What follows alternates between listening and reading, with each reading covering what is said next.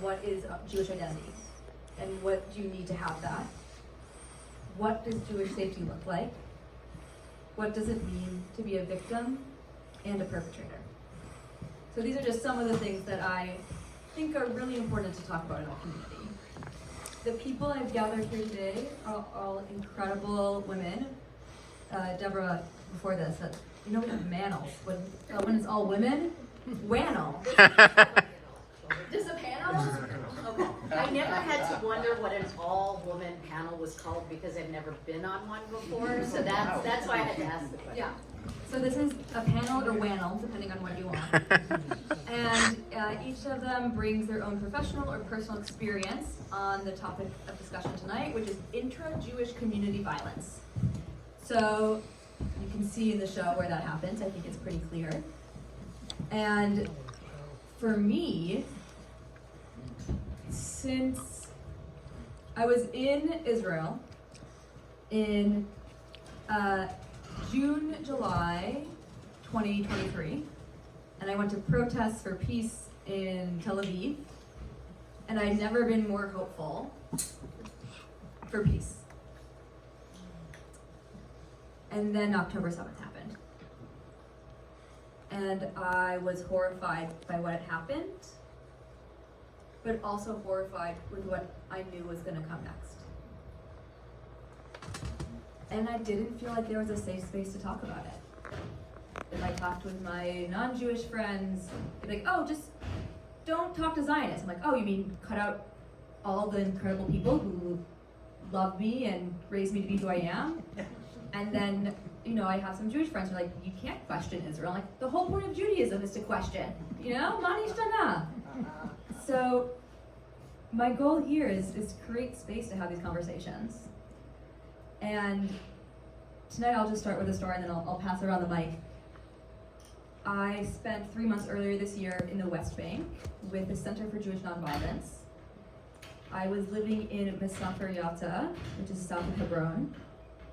If you've seen No Other Land, the Oscar award-winning documentary, if you haven't, go see it. If you have, Basil's mother was my Arabic tutor. While I was there, I was blown away at how people who identify as Jewish and claim Jewish values can act so out of line with that. The community, the Palestinian community I stayed with in Umm were so welcoming and so loving. They took me in and made me one of their own.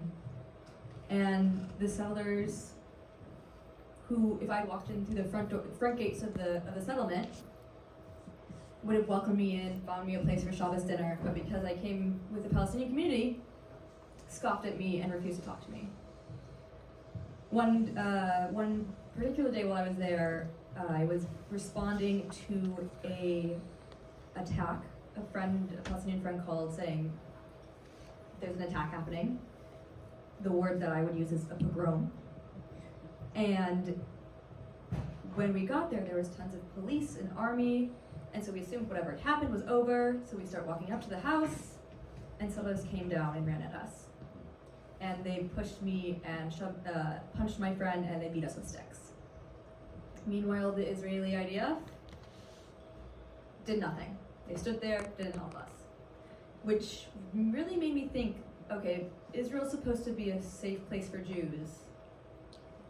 Then, does that mean that I'm not Jewish?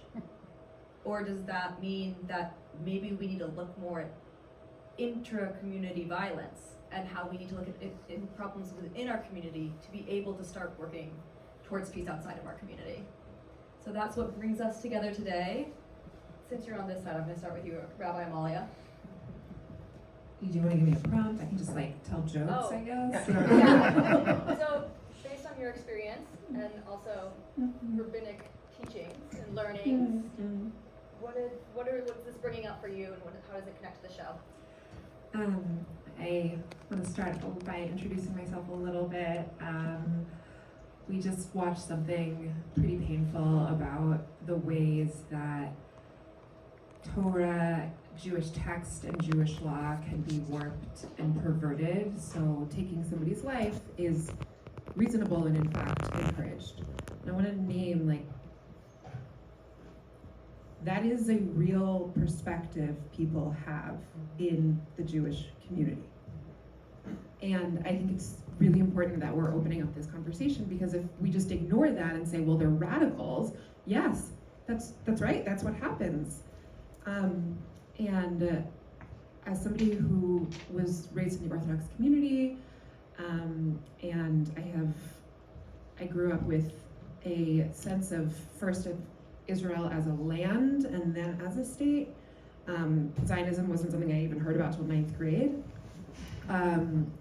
I spent a long time learning about the religious connection to the land, and then as I grew older, the sort of political connection of the state, of people feeling connected to Zionism. And I have spent years watching people take our holiest texts and say, like, this is why it's okay for us to colonize and settle, and God is behind us. I spent 3 years in Israel-Palestine, and that came up over and over and over again as a sort of like, we're doing the holiest work of being here, of being in the land. And while what we watched was theater, not real life, there was so many moments I was like, oh my God, I've like met that person. Like, I was taught in seminary in Israel when I was 18 by that woman. And now she makes like little Facebook reels every day talking about like how horrible it is that American Jewry is staying in America, and don't they know that like Israel was welcoming them home, and her husband is fighting in Gaza for us. And both of these things are really hard to reckon with, because we are both Jewish. And what is happening in her name is happening in my name, whether or not I want it to. And I also want to say that I believe that the Torah and that Jewish wisdom does not belong to violent people, and that it is our job for folks in the room who are Jewish to be able to say that actually this is not the way, and that we know more, and that we can do more to say not only is it not in our name, but we know how our texts and how our sacred wisdom fights against that. I'll leave it there. And I want to just like one more soapbox thing of like, religion is a thing that's really, really easy to commit violence in the name of. Like, we see it every day.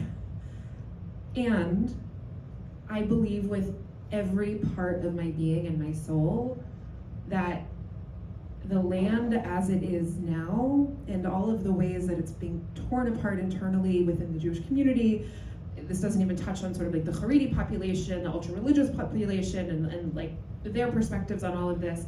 But I believe that in order for like a messianic age, which is what the settler movement is sort of moving, like believes in, like their settling of the land will bring that.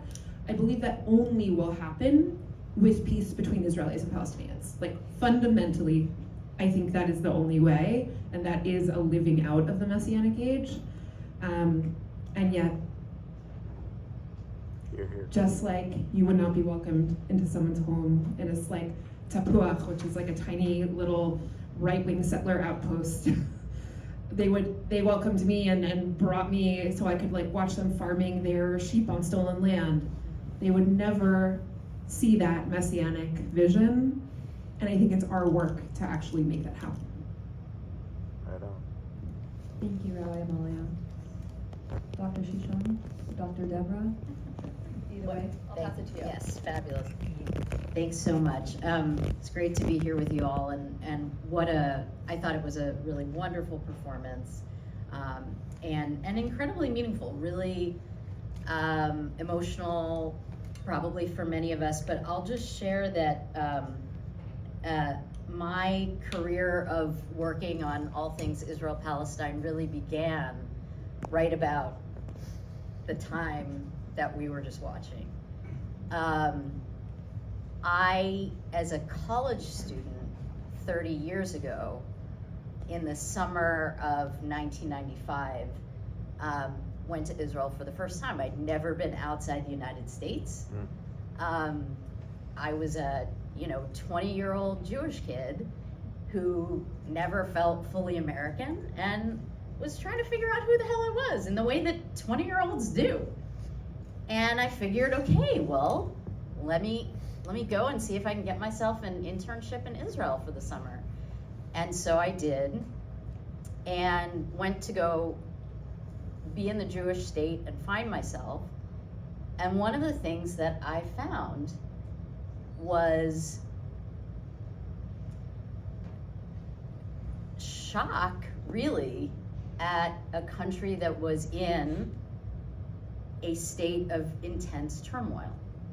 And I remember vividly, as a 20-year-old in the summer of 1995, seeing, exactly the images that were talked about in the musical. And what I remember most, I don't remember the Nazi uniform so much, but I have very, very vivid memory of graffiti with the faces of Rabin and Perez wearing not just the keffiyeh, but the keffiyeh in the exact style in which Arafat wore it. And the message was unmistakable, that these men were traitors who were working for the enemy and that they deserved to die. And so I went back, for my junior year in college, and in November, of course, just a few months after I'd been there, Rabin was assassinated, and it was a shock, and it was a horror, and in some awful way, it wasn't a surprise. So that was kind of my introduction to a career spent working on Israel-Palestine. But I'll share another little vignette. I was also there in July of 2023, a few months before October 7th. And I'm sorry to say, it did not strike me as a hopeful time. I spent half the time in Israel, half the time that I was there in the West Bank. It was a much shorter trip. But one of the things that I had a huge privilege of doing was spending some time in Hebron with the amazing activists who founded an organization that I'm sure many of you probably know of, called Breaking the Silence. One experience that I had was we went to visit a Palestinian activist that some folks may have heard of named Issa Amro, who basically, the house that he was living in was surrounded by settlers. And we left his house and we're walking along a path to the main road. There were two young settlers who were both, just around 18 years old. They took one look at the Israeli activist, one of the founders of Breaking the Silence. They knew exactly who he was. And they were on like their back porch. They made a beeline. They just ran at him and started beating the crap out of him. And he, as a seasoned activist, this was not his first rodeo, did what he always had been trained to do, which was not lift a finger in his self-defense or anything else. And of course, right at the end of the block, there were soldiers, there were police, and of course, as you know, they were all there to protect the settlers. They were not there to protect an Israeli activist. They were not there to protect some American Jew.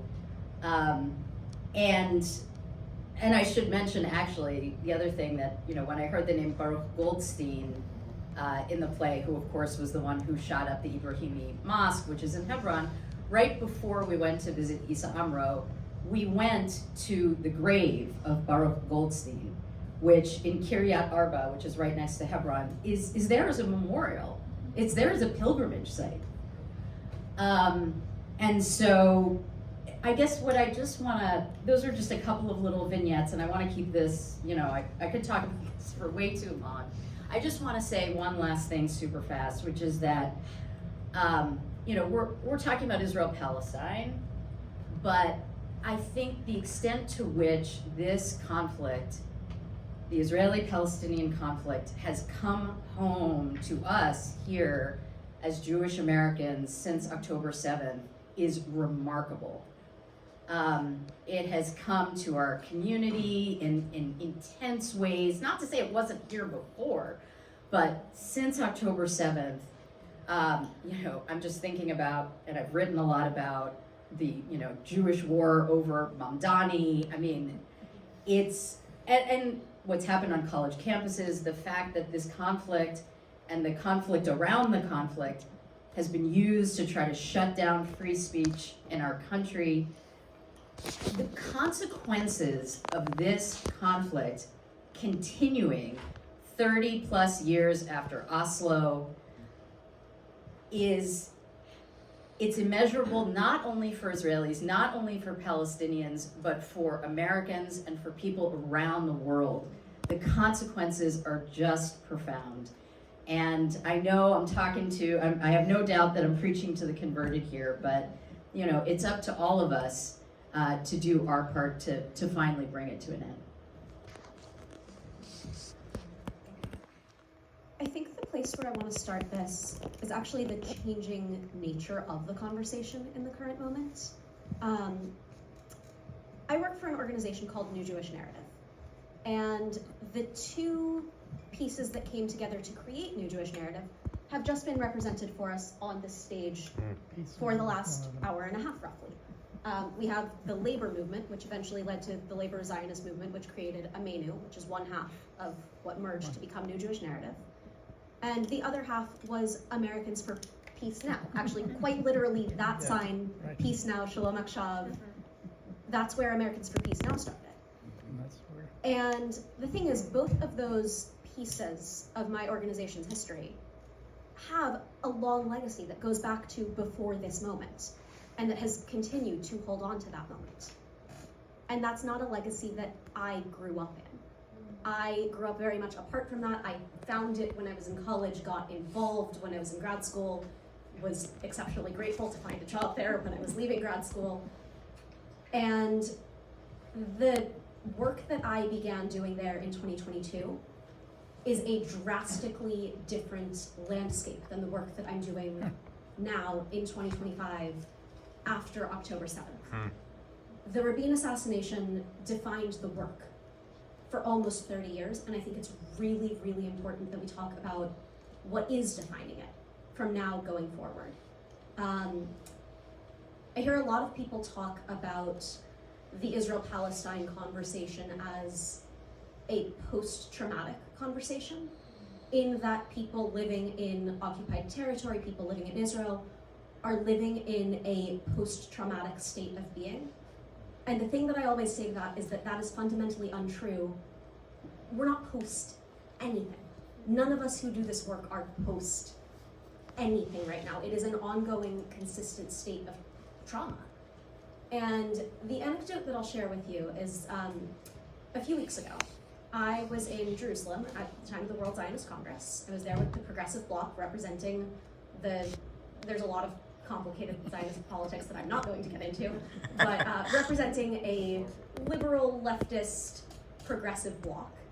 And we were really tired of some of the more conservative, pro-settler shenanigans going on at the conference. So we took ourselves on a little peace walk. We put on shirts that said things like Peace Now. We were carrying Israeli flags. We were also carrying signs that said peace, justice, equality. And our whole bloc took a little trip from the International Convention Center over to the Supreme Court, and then from the Supreme Court over to the Knesset. If you've been in Jerusalem over the past 2-ish years, you know that by the Knesset, there's an area where the hostage families whose loved ones had been taken over the border and into Gaza, their families have essentially just set up camp outside of the Knesset for 2 years. This was a few weeks ago. Most of the families had gone home. Most of them have had their loved ones come back to them. When we were there on our march over to the Knesset, there were still a handful of families, I mean maybe 5 people, who have been functionally living in these tents for 2 years, waiting not for their loved ones to come home alive, but for their remains to be taken back across the border. And we come through and we're singing our songs of peace, as you do if you know our leftist bloc at all. That's kind of what we're like. And they came out of the tents and joined us, and they sang with us. And we were crying, they were crying. It was this extremely emotional moment. And we hear this like dragging noise. And we see that there is a group of counter-protesters. I mean, we are 50 feet from the Knesset. And we see counter-protesters dragging what we realized later were stretchers and scrap metal across the street to barricade us in. They did not want us to leave. Then we realized that one of them had a very large stick, and we went, crap, we need to get out of here. But the goal was to punish us for saying that the war should end. They made a very distinct effort to rip an Israeli flag out of one of my colleagues' hands and said that he did not deserve to hold it. And it very immediately became a get out of here now, process it later moment, because they were throwing stretchers.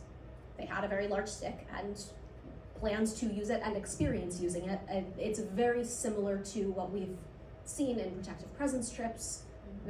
There are signs you know when to get out. And on the way back, everybody who was there, this was an ongoing conversation, a group of 100 people on our walk back to the convention center, was this conversation that we were there as Jews in solidarity with other Jews. We were there with the hostage families. And we're in this moment of such trauma that is considered controversial enough to garner counter-protesters. Saying that a war should end, not just ceasefire, end, is considered controversial enough that we had counter-protesters there and police who were willing to stand up to protect them and not us. And then we realized that we were talking about it as us and them when we are supposed to be functionally one people. And that was a really jarring moment that I think a lot of us really just couldn't quite get over for the next couple of days. And I know we all brought it home to our work for those of us who live here in the States. And it's this reckoning that I think a lot of our community is having right now, that the trauma is not contained within borders. We live in a much more globalized world than we did even 30 years ago. Trauma that happens there reverberates here. The idea that everybody knows somebody who lost someone in the October 7th, and for those of us with Palestinian friends and colleagues, the days that have happened after that, all of the attacks through the last 2 years, we're not untouched here. It's absolutely a conversation here. And I think when we're thinking about the events that have defined it, it started with Rabin, and now we're here. And I think it's really important that we think about the and now we're here.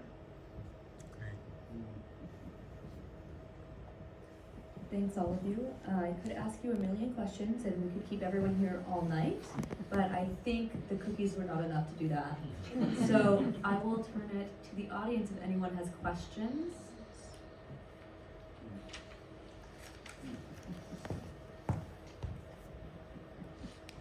This has been constructed as a Jewish conversation, but I don't think it's a Jewish conversation or exclusively a Jewish conversation, or I'm not even sure it's predominantly a Jewish conversation.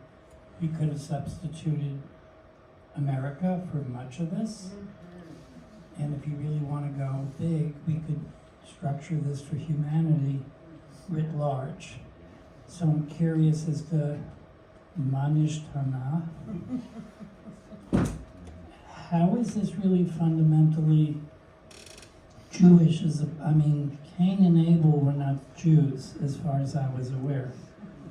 At least they are Jewish because we invented them. Thank you, and I completely agree, this is not just a Jewish problem. You can find this within probably every community and between them as well.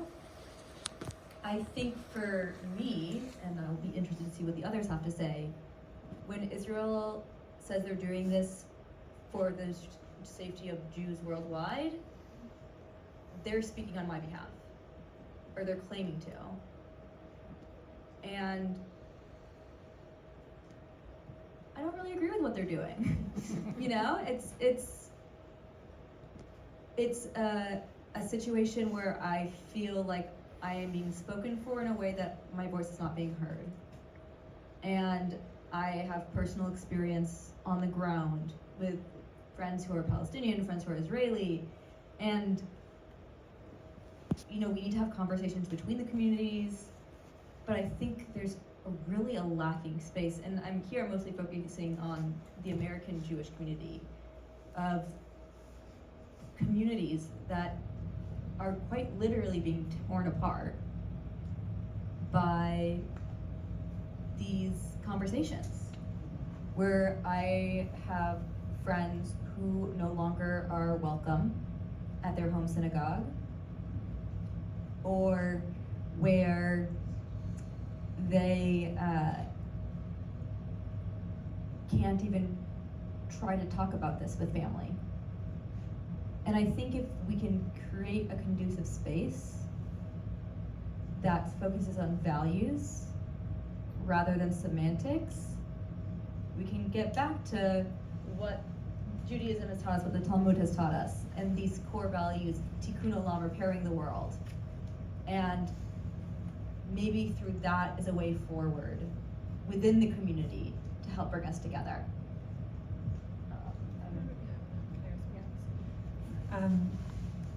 There are two things that are coming to mind. Number one is the real ramifications of speaking in a way that is not within the mainstream Jewish American, North American community's perspective on Israel.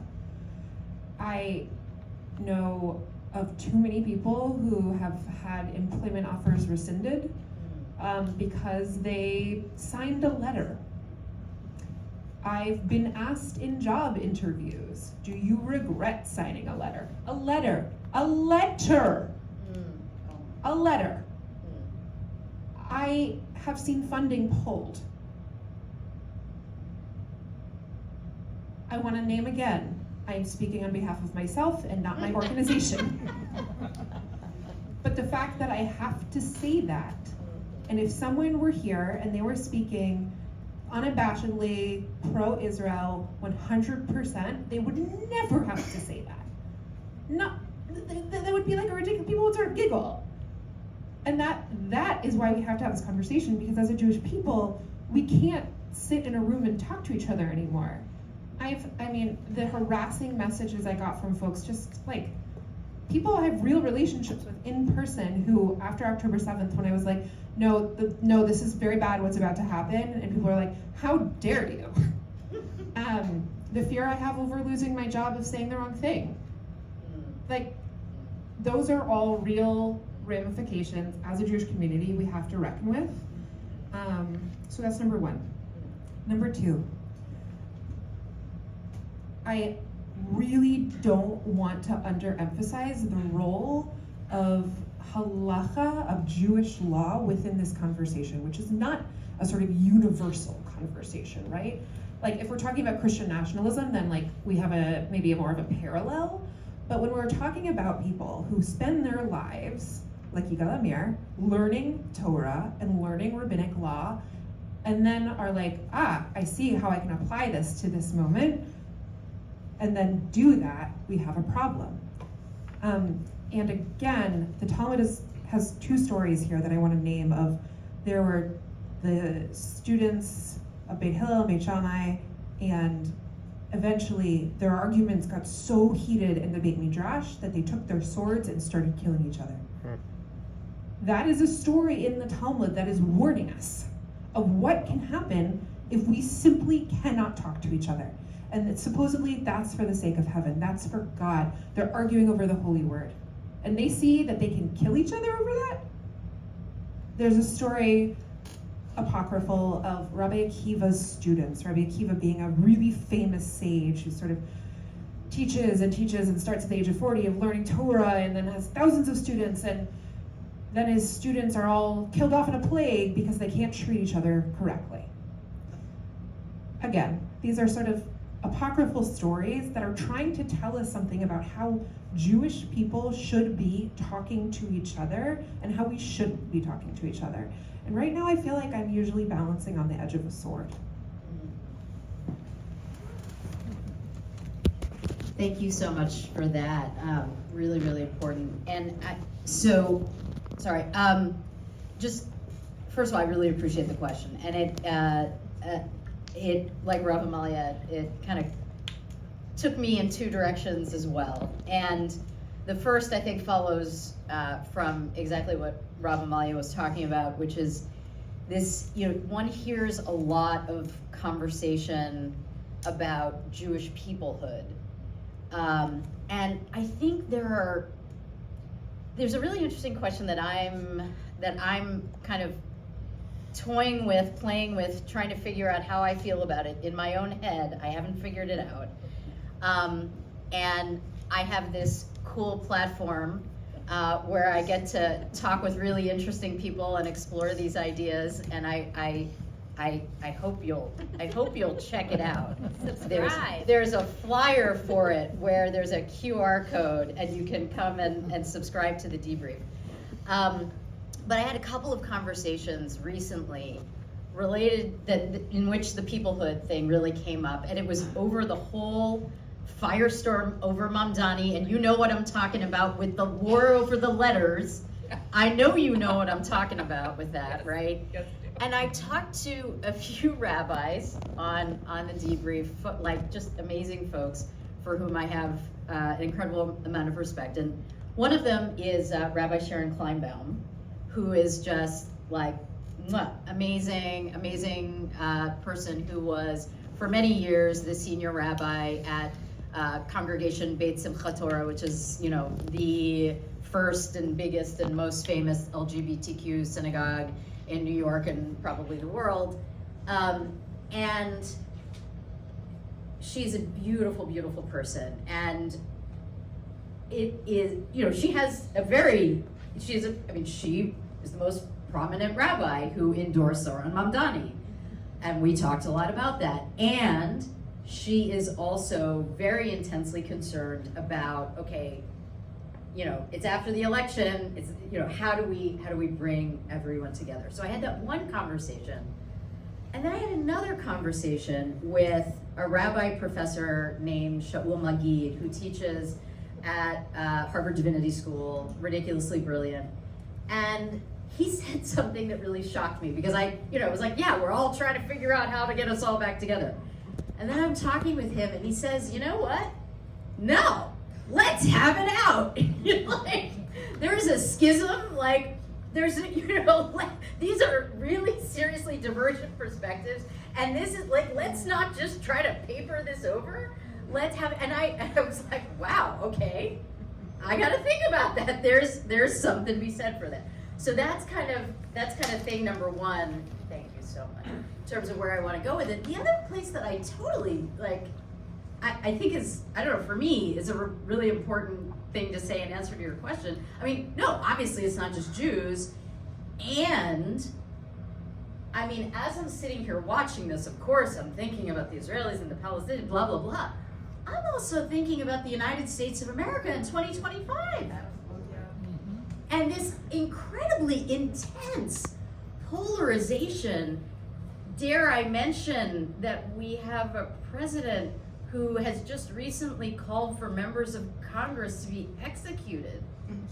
I mean, sorry to get political here, but I don't have the, you're what? I'm not trying to protect a job in the same way that you are, is what I'm trying to say. I'm not gonna fire myself at the debrief. I don't know, maybe I will. Anyway, but I just, I don't know, we have a child who just had his bar mitzvah who loves to watch historical documentaries. He is Ken Burns' biggest fan.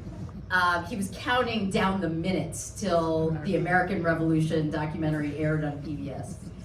And, you know, when you watch that, and it was fascinating to hear in the documentary the discussion about, you know, the American Revolution not just being a war against the British, it was also an American Civil War as well. Right. And then, you know, we also watched with him, of course, the Civil War documentary, and just all of that you watch, and it's like, that is now. That is not history, it is now. It didn't end, right? This didn't end 30 years ago with Rabin, it's here. The Civil War didn't end in 1865.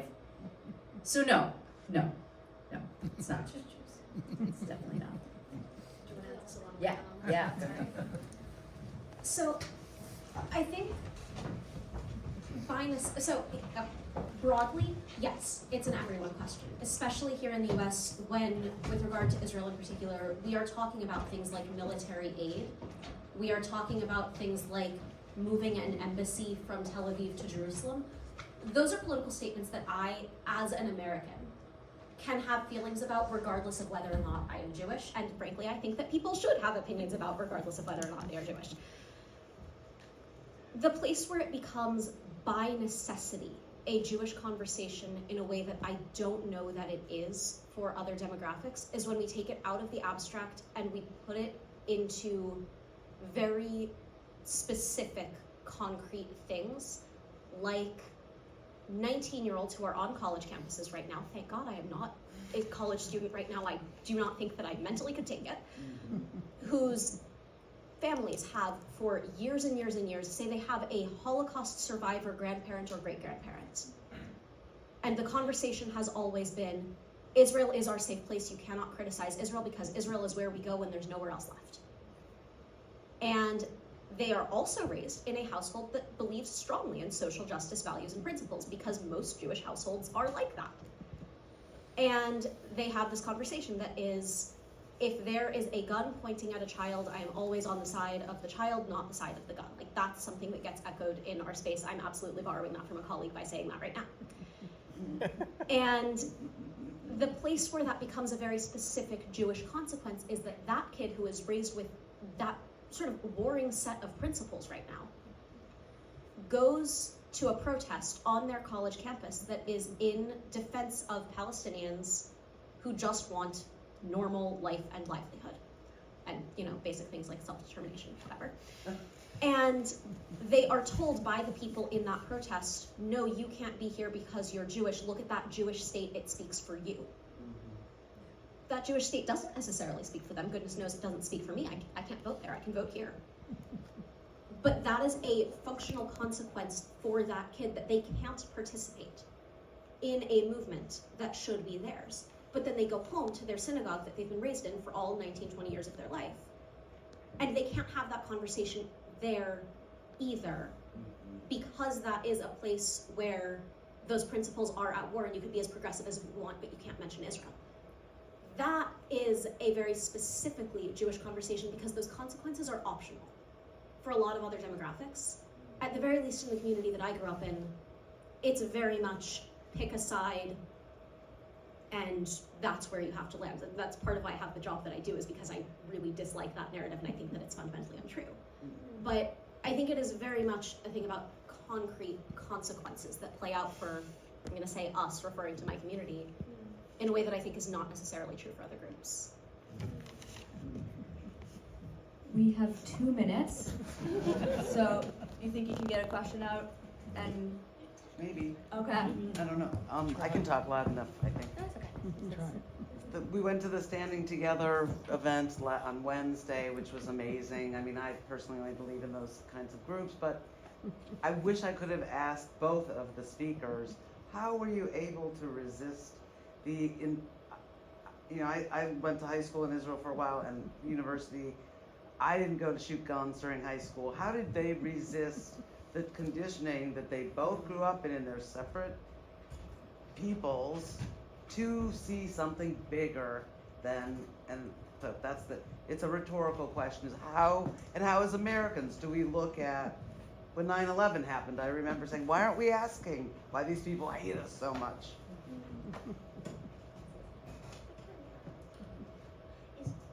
Should we just ask a if there's anyone Yeah, else. we can batch questions a little bit here. Any other questions? Or comment or Yeah, we got a microphone. We can handle it. Compliments? okay. In that case, I'm sorry. I just thank you. All right. I think for a lot of people who I know in this workspace, and I'm not going to speak for them, but I am going to borrow from things that they have said to me. Many people that I work with have said that essentially there's a moment of reckoning where either you believe that everybody that you interact with is a human being who is deserving of compassion, or they're not. And the amount of hatred that you have to be willing to hold within yourself to embrace the idea that they're not, that is a red line that every single person I have found and worked with in this space has been unwilling to cross. And I was in a conversation a few days ago where it was my question is, how do you communicate the reality of what is happening to somebody who is unwilling to get past that barrier of hate? And I believe pretty firmly that it's just a question of how do you continue to press? People are humans. These are human people. These are human stories. And I kind of have to believe that if we keep saying that and proving that, which is, it's horrible that we have to say and prove that, eventually it will break through.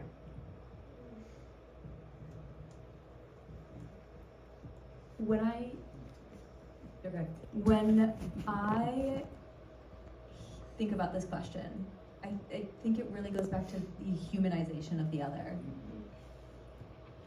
It is so much easier to be okay or be able to move past death of other people when you don't have a connection with them.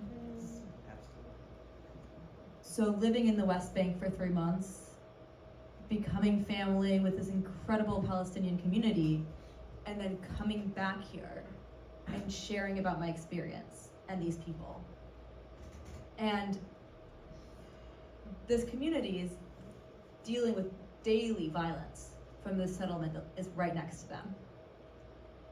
And there were days where I wanted to start throwing fists, and like I'm a pacifist, so you know, it's bad. There was one day where it was a Purim, and the settlers who were building an outpost right in the middle of the village decided to hold services there in the morning.